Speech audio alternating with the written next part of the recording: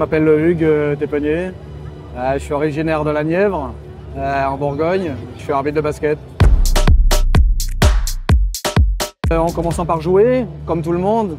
Et puis après, très rapidement, voilà, j'ai commencé à prendre le sifflet. En plus, bon, dans les clubs, c'est plutôt apprécié parce que c'est quand même pas une fonction qui attire beaucoup de personnes au départ. Donc voilà, je me suis lancé là-dedans. Et puis ensuite, on se prend au jeu, on va dire. C'était peut-être un petit peu d'avoir l'autorité, d'avoir le sifflet, voilà, on va dire de manière un peu basique. Et puis ensuite, évidemment, l'approche change et puis on se rend compte que c'est quelque chose qui est très riche aussi et qui peut être très valorisant. C'est une école de la vie qui est vraiment remarquable parce que, évidemment, on a une place qui est quand même ingrate. Le fait de se lancer là-dedans, ça amène énormément de choses, de l'humilité, prendre ses responsabilités. Et puis après, pour accéder au haut niveau, le travail, tout simplement, parce que voilà, les places sont chères et on essaye de faire au mieux pour accéder au plus haut niveau. On a des débriefings le lendemain. Déjà, on débriefe nos matchs respectifs. Mais ensuite, tous ensemble, on regarde nos matchs. Donc évidemment, il y a un enrichissement mutuel et puis ça permet d'échanger et de se perfectionner.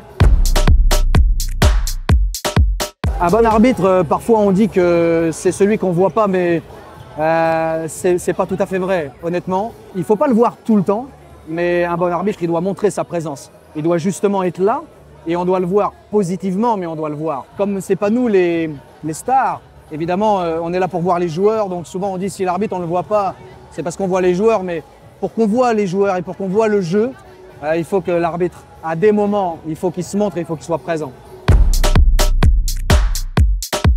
Physiquement, bon, on fait un travail régulier. C'est essentiel pour garder le mental frais et disponible parce que là, par contre, c'est beaucoup plus difficile. Notre activité, c'est 20% physique, mais c'est 80% mental, de concentration. Mais en revanche, si les 20% du physique, on les a pas, évidemment, ça se répercute aussi sur notre mental et notre performance baisse tout de suite. C'était quelque chose dont je rêvais quand j'étais enfant, quand j'étais très jeune. Et puis le fait de le réaliser aujourd'hui, je suis quand même très chanceux de pouvoir vivre de ma passion, quoi. On est quand même des privilégiés de pouvoir faire ça.